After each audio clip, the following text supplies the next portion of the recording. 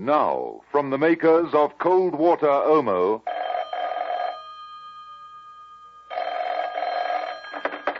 Clive Paxton speaking. Mother here. I need you, Paxton. Oh, yes, sir. Of course, sir. My headquarters. Yes, sir. Where, sir? I've been forced to take refuge in an impregnable spot, somewhere where no one can get at me. Yes, sir. Take a number 12 bus to Westminster Bridge, a riverboat down to Traitors Gate.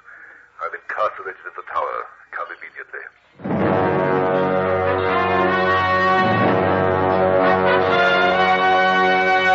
The Avengers.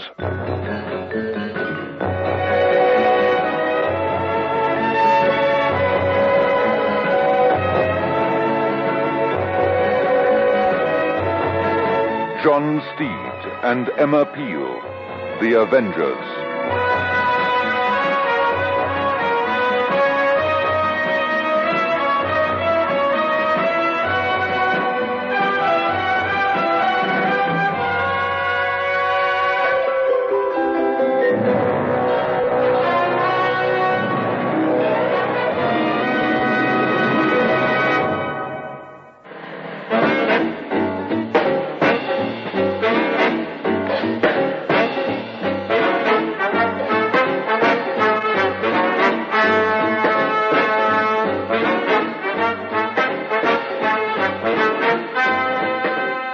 Episode 1 of this story, in which John Steed and Emma Peel are directed by Mother to investigate a curious case. A case where several wanted men have managed to escape in time.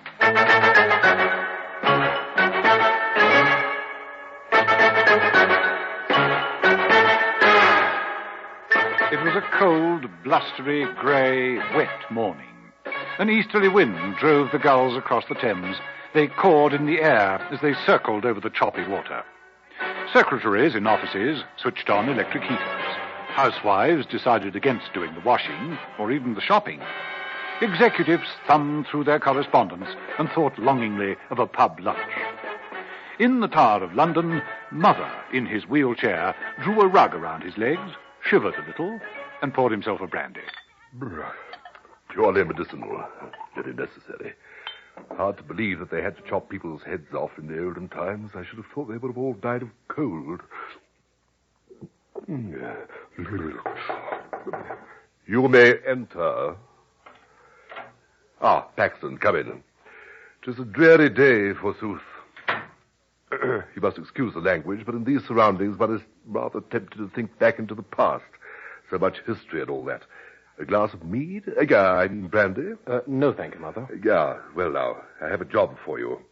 Normally I would have handed it over to Steed and Mrs. Peel, but they've been slightly overworked lately. I shall be pleased to undertake anything, Mother.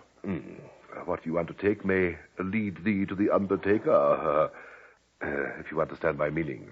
Oh, that's always the risk of the job, isn't it? Quite. Well now, we have reason to believe that several nefarious characters who have been absconding with fortunes made from selling government secrets have conveniently disappeared. Here is a list. I can give you but one clue. There's a man called Tayson mentioned. No one knows who he is or where he is, or even if he exists. If you find him, report immediately. Here, take this file. And stay not upon your going, but get cracking now.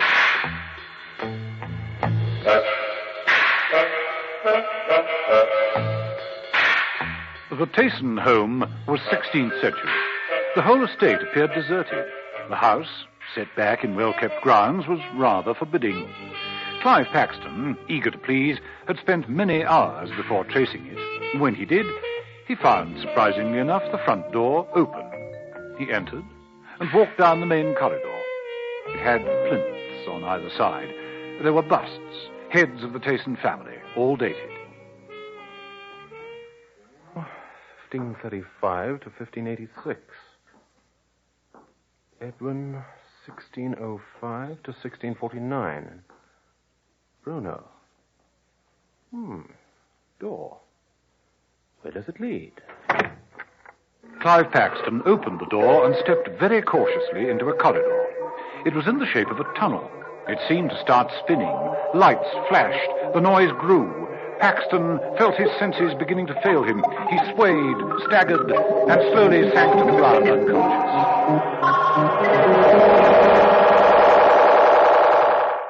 When Paxton woke, he looked about him with amazement. A figure in Elizabethan dress stood up from behind a heavy desk. He moved forward, a hooded falcon perched on his wrist. He reached down to the desk and picked up a pistol. He said, "Good night, sweet prince." The rest is silence.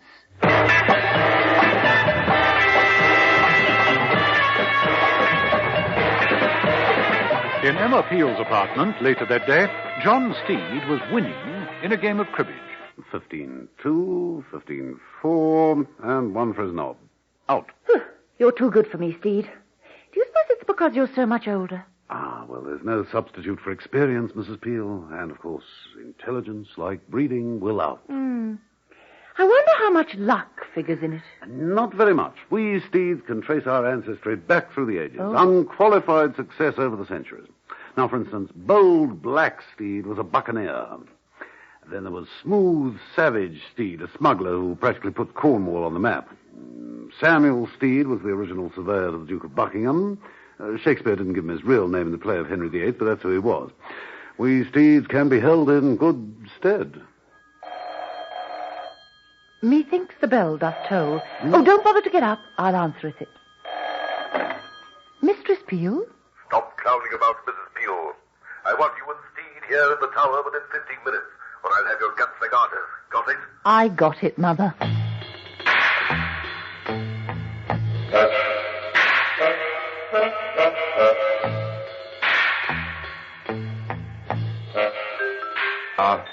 Good morrow and well met. You come most timely upon the hour. Here, Steed, Mrs. Peel, this should keep out the cold. Oh, thank you, Mother. Thanks. But bleak, isn't it? Your new headquarters, I mean. I did ask for central heating, but they said it would destroy the character of the place and might affect the luster of the crown jewels. One has to think of the American tourist sometimes, you know. Oh, of course. What's the panic, Mother? No panic, just a death. Clive Paxton. Paxton? One of our best agents. Rather was one of our best. What are the details? I gave him a case. I regret to say I feel he wasn't ready for it. He was fished out of the Thames early this morning, at 3:45 a.m. to be precise. Obviously dumped. Obviously. Obviously. He was drunk? He was shot with this. Mother reached out a hand and picked up a gun from the nearby table. He held it delicately and handed it to Mrs. Peel. Mrs. Peel studied it intently. A 16th century gun of medium caliber? Probably a sporting piece used exclusively by noblemen in the Elizabethan period. Well, with that answer, you gain 10 points, and your team goes into the lead. It's a strange weapon to use. You sure that Paxton was killed with this? The ballistics men have already confirmed it, and it wasn't self-inflicted. A man who puts a bullet through his brain doesn't live long enough to place the pistol back in his pocket. It's curiously archaic. Maybe, but the problem we are faced with is bang up to date. All through history to the present day, there have been notorious criminals, miscreants, evildoers. Men who commit crimes and try to evade the law. Men on the run. Exactly. The case that Paxton was investigating was just that. Men who, wanted by the law, are on the run 1 minute and who disappear the next. Someone must have devised an escape route for them. It most certainly looks that way. Now, here is a file. Gives the background to all of the men involved. Take it with you, study it, and get on with the job. Paxton was obviously onto something. Don't end up the way he did. We'll try not to, Mother. Oh, cursed spite that Steed was ever born to put it right. Come, Mrs. Peel, let us go together.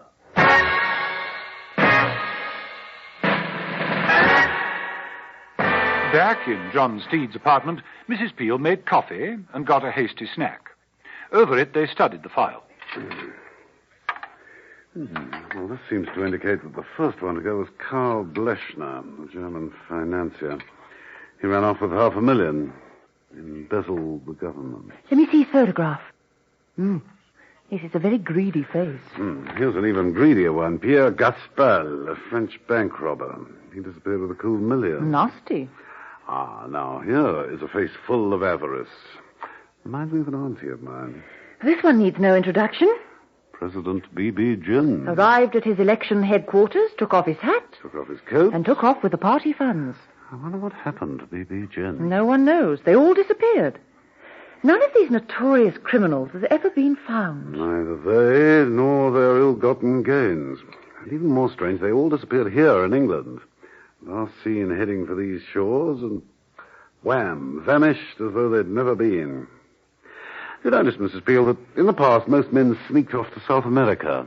Not these days.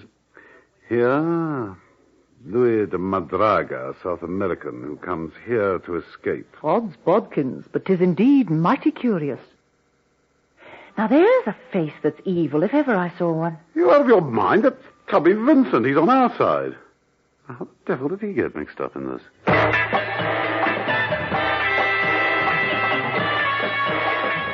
How Tubby Vincent got involved was almost a similar story to that of Clive Paxton.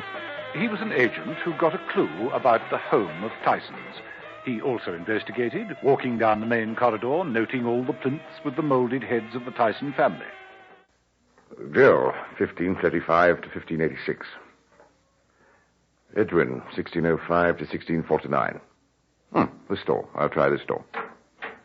Tubby Vincent entered the room. It was all Jacobean, like stepping back into the past. He stopped and gazed about him. A voice said, Dead. Dead for a ducat. Tubby Vincent reeled under the blow of a knife, but recovered enough to stagger back into the corridor and slam the door. He lurched up the corridor, out into the dusk and safety.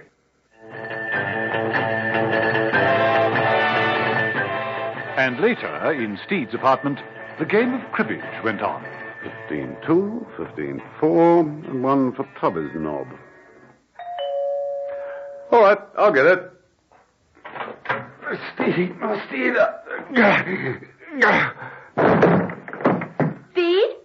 Steed, what is it? Tubby Vincent. Tubby, can you hear me? Can you tell me who did this to you? Steed, it's all in the past. No time.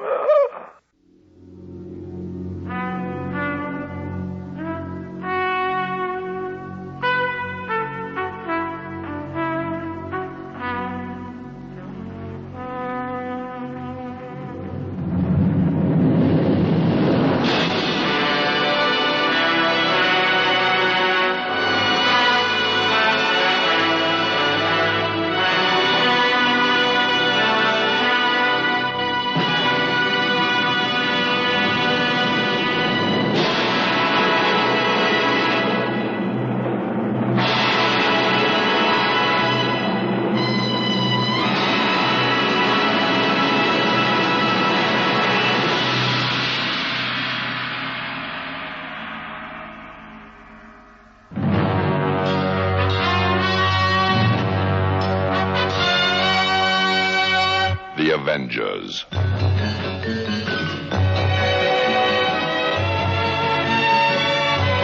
Listen every evening, Monday to Friday, to John Steed and Emma Peel, The Avengers. Brought to you by the makers of Cold Water Omo.